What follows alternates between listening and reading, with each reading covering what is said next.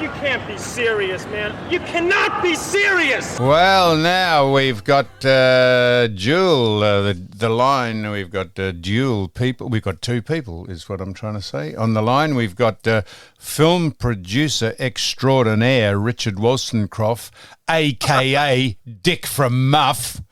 And we've got the resident newshound and gossip columnist Ivan.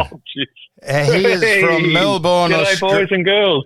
He is from Melbourne, Australia. Now, what we try and do, is me included, we try and not talk over one another. So when you think someone's finished speaking, or just that's fine, so or else it becomes a bun fight. So, but just interject whenever you like if there's something to say. So, first of all, first of all, I wanted to ask. Well, Ivan, just tell me what you think's been going on down there. Last week, Sue said to me, why didn't you speak about something? And I said, well, I thought Ivan might have brought that up. She wasn't tipping you in, incidentally. That was what I said. So what else what's been going on?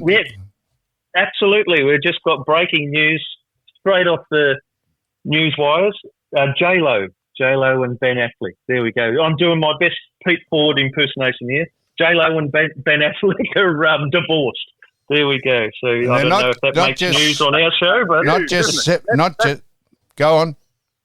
That's fascinating news, that, isn't it? Stop the presses. Stop the presses. What do you think, Ivan? What would you think? J-Lo would have fallen out of favour with Ben, or vice versa? She got a fair ought on her, J-Lo, hasn't she? She prided herself on having a big ass. She did, and she's run with that for a little while. Mind you, she's 55 years old and still in absolute 10 out of 10 shape, I would say. Anyway, that's just my opinion. But interesting enough. I heard that she was close, and that Ben Affleck's a bit more right-wing, and so maybe they had a bit of a disagreement on politics, and that he wanted to be his own man a bit more. But obviously, too, it might have just been the wear and tear that happens on the celebrity relationship. Wear and tear. Oh, yeah, I'd give that some wear and tear. Anyway. Just a minute, Ivan. You'd have a crack at J-Lo, would you? My words. She's in my age bracket almost. So, why not? Anyway, moving along, I'll say I like what she's done here.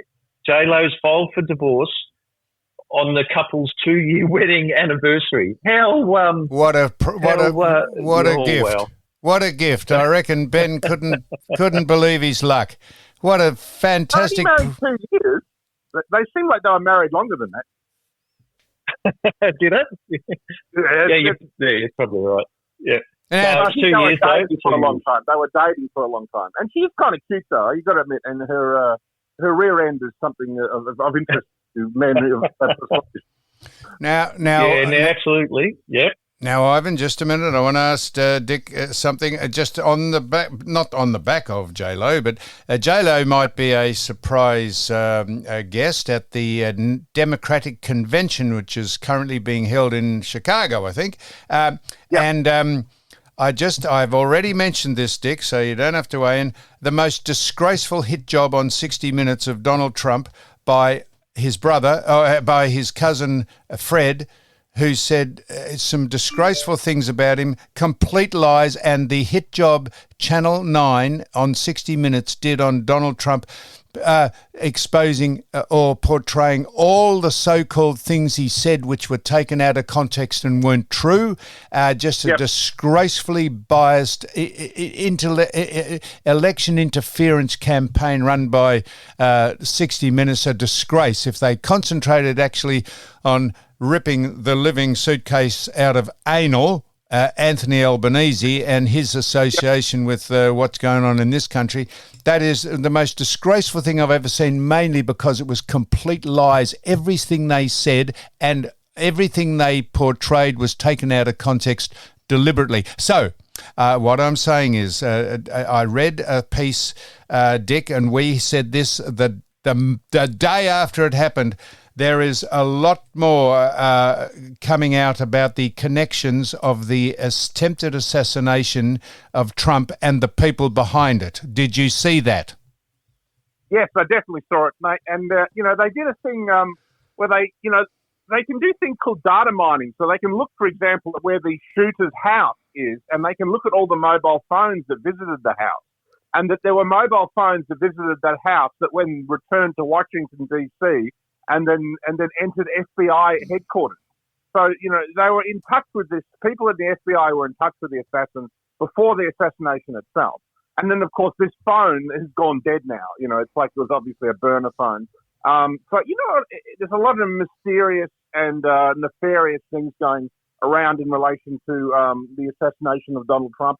And what you're saying about 60 Minutes, there are people in the Trump family who are maybe, Mary Trump and a few others who are not as well known. And, obviously the globalists have come along and the Democrats, and they've just bribed them to say nasty things about their relation, and some of them don't have the attention they feel they deserve, so they get the attention by slagging off Donald Trump. And again, it just goes to show the amount of hatred that they try and build against Donald Trump just goes to prove how good he is and how, because they're trying to destroy America. Now, that's exactly what 60 Minutes did. That is the most biased hit piece on someone because he thumbs his nose at the social elites in Washington, and they're out for him, and they have been they've made up crap about the Russian hoax. They made crap up about the phone call to Zelensky in Ukraine. They made up shit about Hunter Biden's laptop. They said and they've indicted Trump on 35 bogus charges, all of which, anyhow,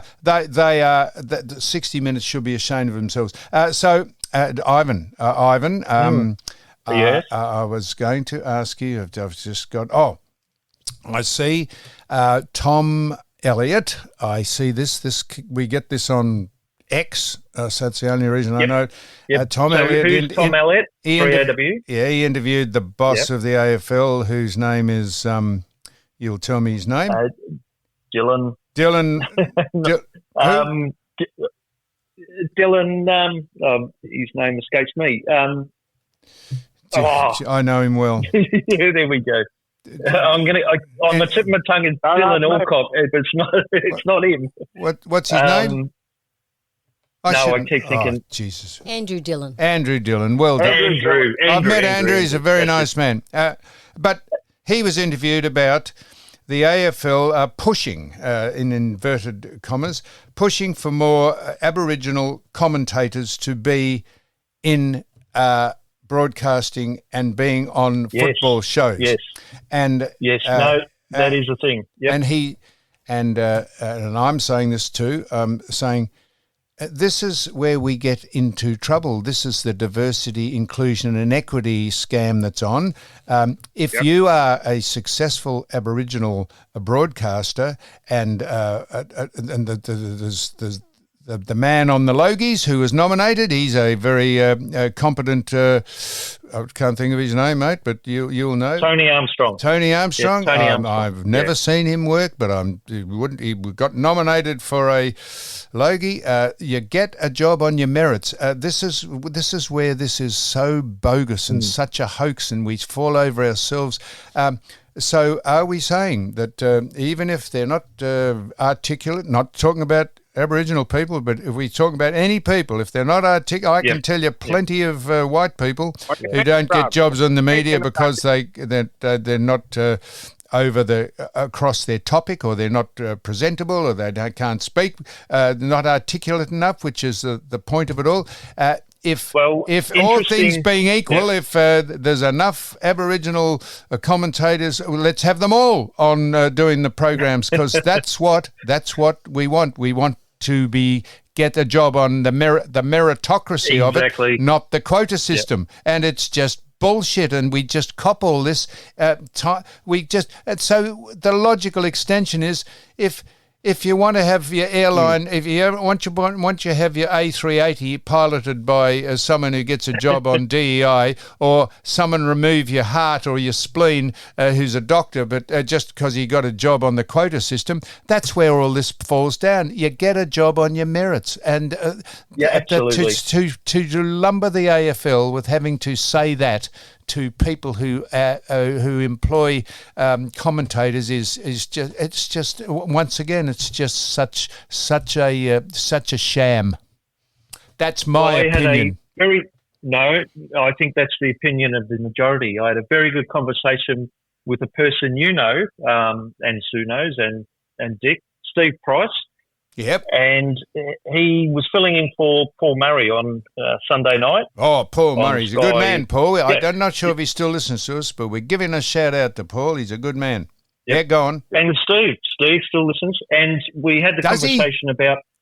Absolutely. Oh. Yeah, he absolutely does. So What shout a out beautiful little man. Oh, I mean, he's a diminutive man. He's a diminutive man, but he's a star. I love him. No, he's very good.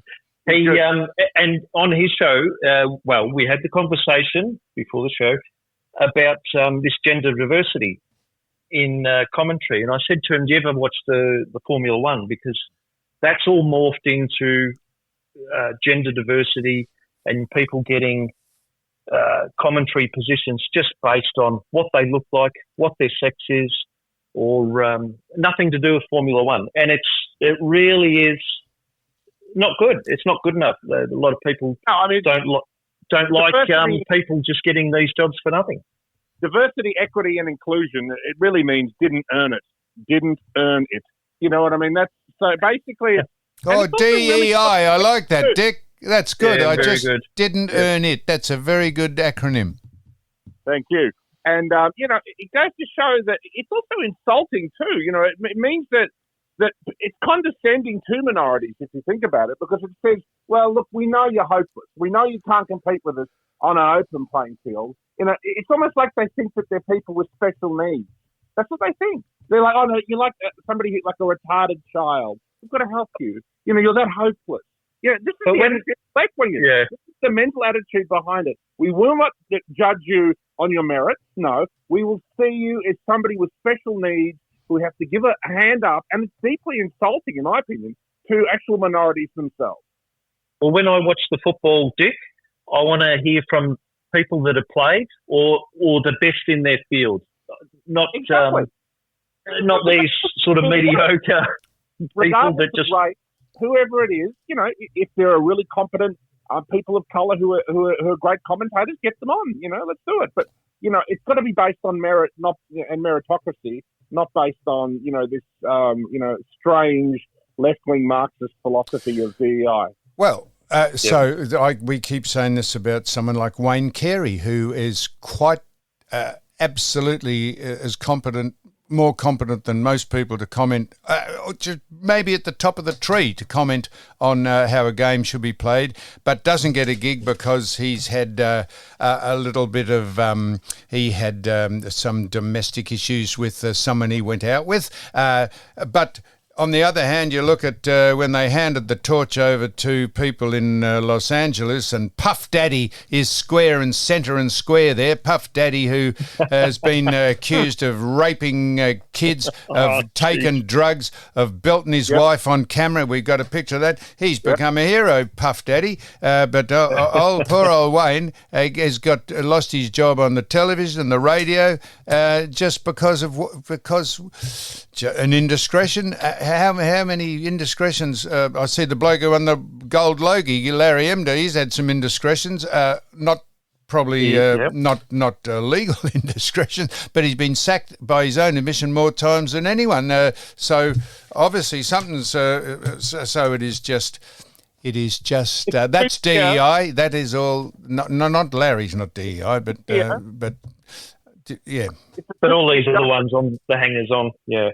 It's a two-tier judgment system. I mean, did you see in the United Kingdom, the people who went to, protests after those children were murdered, one of them just mocked Islam. He said something like, I can't remember exactly, like, who is the Muhammad or something like that, he said.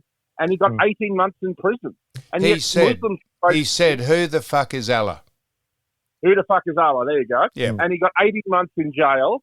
And yet, you know, Muslim protesters, Black Lives Matter protesters violently protest, and they don't get any what's it called? Repercussions. Validation. repercussions, illegal repercussions whatsoever. And it's a total, and it's become two-tier Keir. Because obviously Keir Starmer has taken over, the United Kingdom, and he is a radical socialist, much like Kamala Harris. And, he's just, again, arresting his political opponents. Well, that's what they're saying about the two-tier policing, isn't it? It's one law for everybody and one law for the immigrants and things like that. Here in Victoria, we've got three-tier policing. We've got one for everybody, one for the minorities, and of course another one for youth crime, which they're untouchable at the moment. The new leader of Argentina, that guy Milei, who's an anti-socialist, he's anti-communist. He said that, look what's happening in England. He posted something on X and said, look what's happening in England. As soon as the socialist leader gets in the United Kingdom, they begin to arrest their political opponents, which is exactly what, he always says happens, Now, so I just want to ask you, Dick, just ask Ivan this first. I notice, everyone squawks about drugs and steroids, and I notice Mr. Sinner, is that his name, the tennis player? Yep. He got tested for. He avoided a ban for taking steroids. Good on him, because he said, I think he said his physiotherapist had administered. I don't know what he rub him up his bum or something. What did he do? What happened some there? Some sort of steroid. Yeah, how would that happen? So, well, it wouldn't. So how do you inject something into someone unless it's a cortisone or something that they shouldn't have known? But it should be documented. So where's the documentation of the physio, which they wouldn't be allowed to do any type of injection, like a PPR or any type of injectables into them. So, you'd have to be pretty stupid not to know what goes into your body.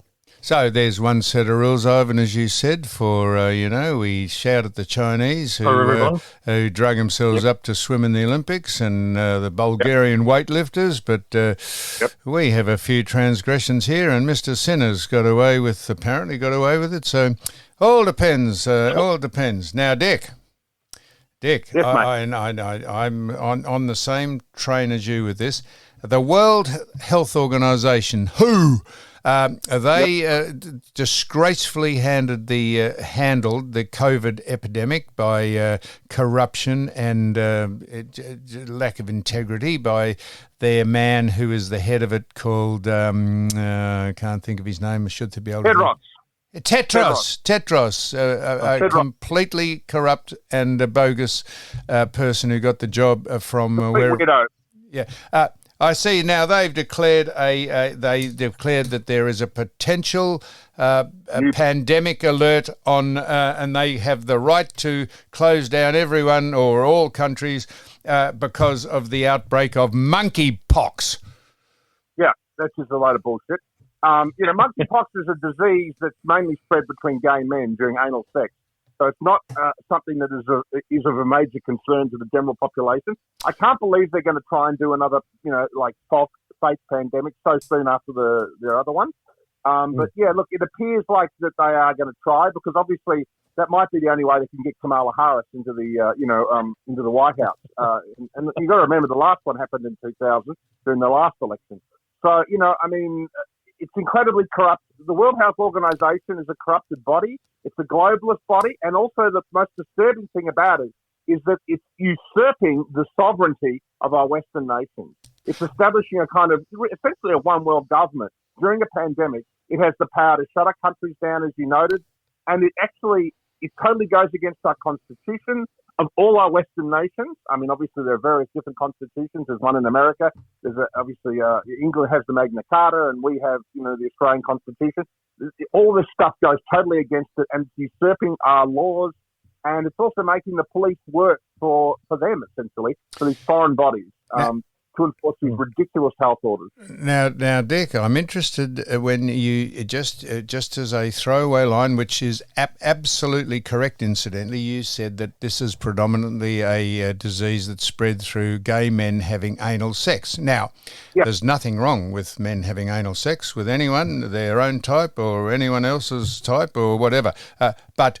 That is a fact, but so that was front and center when monkeypox when it first was publicised, it said that early in the editorial pieces, but now because it's been considered to be a defamatory to those groups of people and not politically palatable, and in this woke society, you've got to read through pages and pages and pages of how it happens and where it happens and who's responsible for it, that in the final paragraph of a 20-page document, it says that those exact words, but you have to, and people push back and say, no, that's bullshit. It's not that at all. You're being homophobic. Or that is an absolute fact. Not we're saying it. That's what they say, and they've tried to minimise its impact by putting it right down the bottom of, pardon the expression, right down at the end of the explanation about monkeypox. So I'm glad you mentioned that, because that's how they try and sanitise the news. When does it happen? Just after Pride Month. Just after a month where they've been basically promoting everybody should have anal sex.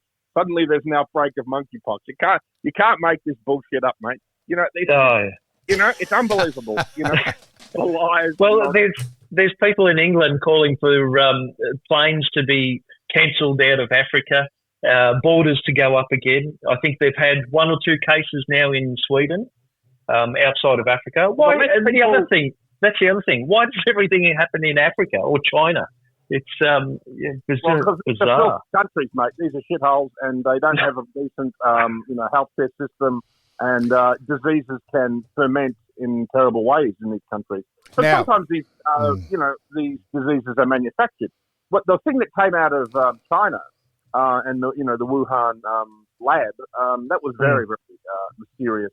And even has ties to, like what's it called, biological warfare, and even Anthony Fauci. If you look into it, if you really go down a rabbit hole there, it's terrifying. Well, interesting. I've just got one. Interesting, and Dick will like this too. We've had a guy. This has made news down here the last couple of days, so it's been relatively big. An American comedian by the name of Eric Andre is claiming he was racially profiled going through Melbourne Airport.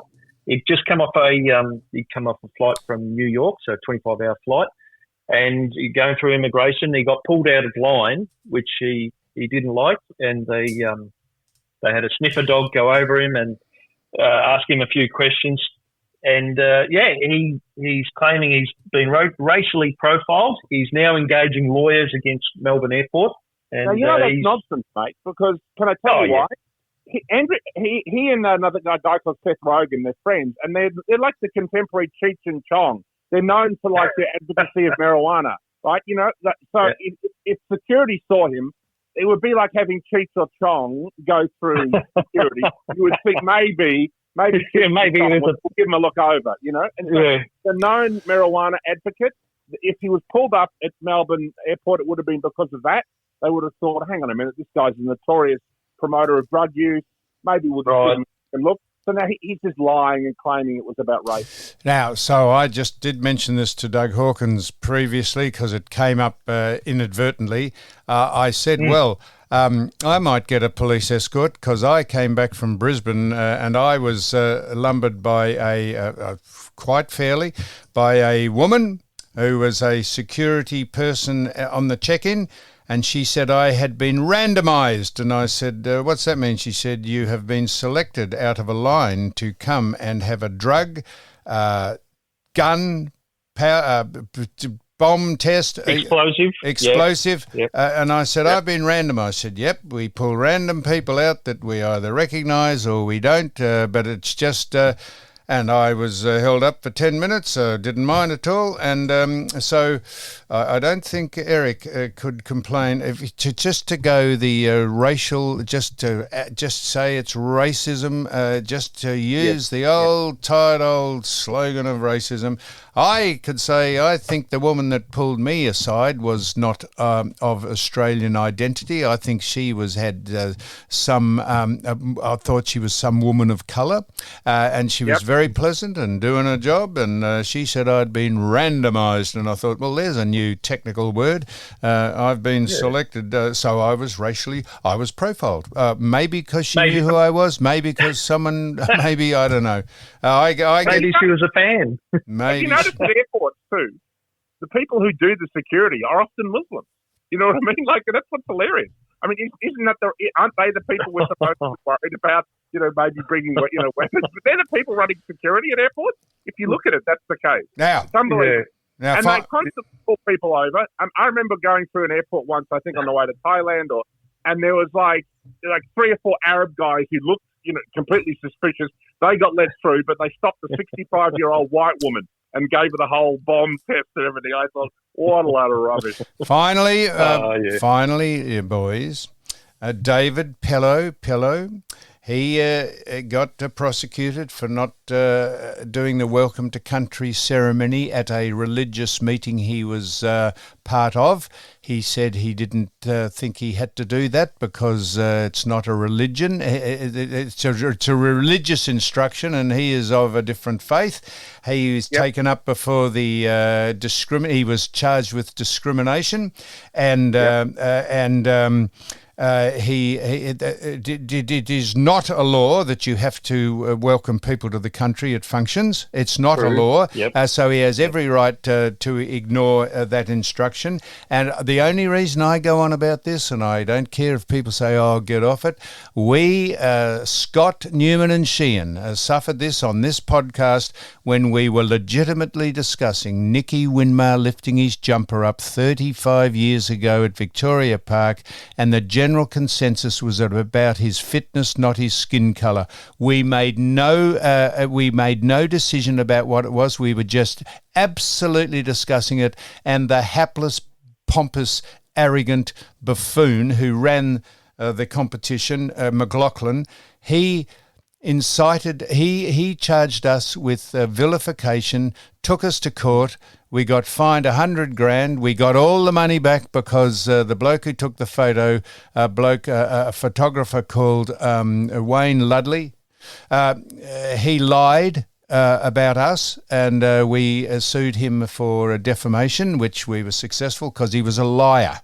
And these are the people, this is how these cases just keep going on and on. It is bogus to welcome people to your country. It is not necessary. It is not disrespectful. It is just we've been frog marched into doing something which is completely unnecessary, and then to have a discussion about a footballer who, for various reasons, many people thought it wasn't about what the real reason was, and all we were doing was discussing it, and we got lumbered. So that's why I get every time this happens, I think, yep, we were part of being charged with vilification, and neither of those two people, and me included, I don't care what you say, we treat people as equals, and we don't give a fuck what colour you are, but if you are worthy of discussion or saying something adverse about you, we'll say it. Doesn't matter about your colour. So, well, yeah. Interesting enough, I think in the business world, that's starting to drop off a little bit. That's you see it less and less and less now, this welcome to country. I don't know what you boys and girls think as well, but it doesn't seem to be as prominent anymore. The Dave Pello case is really interesting, I think, because it's like, it is dying off, as you say, Ivan. There's a lack of interest in it. And it's almost like they're trying to force it now. I think that's probably the motivation behind this charge against Dave Pello. I've actually reached out to him. Maybe we can get him on the show next week and he can explain to us the situation. So he had a big conference on. I've seen a bit of Dave Pello. He's been on every outlet and I'm not sure that he could say anything different to us. I would only just mention that I'm just say to him, I know what you're going through, mate, because we've experienced it firsthand by just people, pompous, arrogant people trying to push their own white fragility onto us. So it's just going. So I've got a good segue from the Nicky Winmar into last night. I watched part one of 2 parts of the footy show. Oh, yeah. The 30-year reunion. I don't know if you've spoken to Dougie Yeah, about I it? You spoke to most Doug about probably it, but have. I didn't see it because we can't get it up here. So go ahead. No, that's a shame. The funniest bit, like there were so many things that happened over the 30 years, but the standout for me was the mascot, the M&M mascot. They replayed that in full last night. That was absolutely hilarious. So, Dick, if you haven't seen that, you've got to see that. And I've got a question. Can you watch it on iView or whatever, 9iView or something like that? I would imagine. Yeah, I'd imagine you'd be able to see part one for sure. But a question for you, Sammer. I'd never seen you do this before, but you're on camera and you punched a guy. Do you remember it? Absolutely. Yeah, I do. Right. This was we were over in Germany for the 2006 World Cup. It was fantastic to go over there and watch Barrack for a side that's playing soccer for your country. It was fantastic. And we were at a press release or a function at the thing, and this bloke came up and said, "Oh, you're just cashing in on the great round ball game," and he spat at me, and just as a reflex action, I punched him in the face, so the news media got onto it and said Sam Newman punches, disgrace. And luckily, it was being filmed, and you could see the spittle coming out of his mouth and landing on my face. And as soon as that was portrayed on the on film, they said, "Oh, it was quite right and well done." And so they all jumped to conclusions. What would I punch someone in the face for just because they came? So I noticed that. I noticed a report on the Gundawindi brawls that are going on at the minute. I was watching the news. This is Channel 9. I was watching the news, and they had the mayor. Bloke's name is, I wrote the mayor's name down. I can't find where I wrote it down. Doesn't matter. His name was, I'll find the mayor's name. It doesn't matter. And they're having brawls in the middle of the street in daylight. That's right. And he said, yes, thank you for having me on. He said, incidentally, that footage you're showing didn't happen in Gundawindi. That happened up the road about 10 kilometres at he said that wasn't at Gundawindi. And so there you are. So they're just showing you scenes of stuff to embrace the story that they're telling, and to just sway the narrative that they want you to believe. This is what happened when I punched the bloke in the face. They said, "Oh, you shouldn't do that." And you think, well, why would I do that? Seriously. Exactly. So they slowed it down, and you could see the spittle coming out of its mouth. Anyhow, boys. So. That's very good. Is there anything else finally you'd like to say? Just to please. Just to clarify the Cinna thing. The Cinna, it was a steroid cream. So my question is, why would a masseur be putting a steroid cream on there other than for performance enhancing? So that was it wasn't an injectable, which obviously they said a steroid, which is injectable, but you can get it in a cream format. Well, does it work the same way? Does it work the same way? It's a lot lower dosage. So it's once again, it's always scripted. So you need to have a script for it. So someone's had a script for it. So you just can't get it over the counter. That sounds innocent. Yeah. That sounds very innocent. Yes, yeah. So this is finally again. You'll love this, Dick, and you will too, Ivan. But Dick, as a civil libertarian, they now in New South Wales. Wait till it spreads down to the greatest wowser city in the world, Melbourne. We love living there, but it's a wowser city. They're now saying it's against the rules to flash your lights up at cars coming towards you to warn people of a speed camera. That is now becoming against the law. Now, I do that all the time. I thought it would be, they'd be delighted that people flash their lights so that people would know to slow down if they're speeding. Isn't that the idea, to keep people driving under the speed limit? Exactly. But no, they say now if you flash your lights up in daylight and put on high beam, how dazzling could it be on high beam in daylight?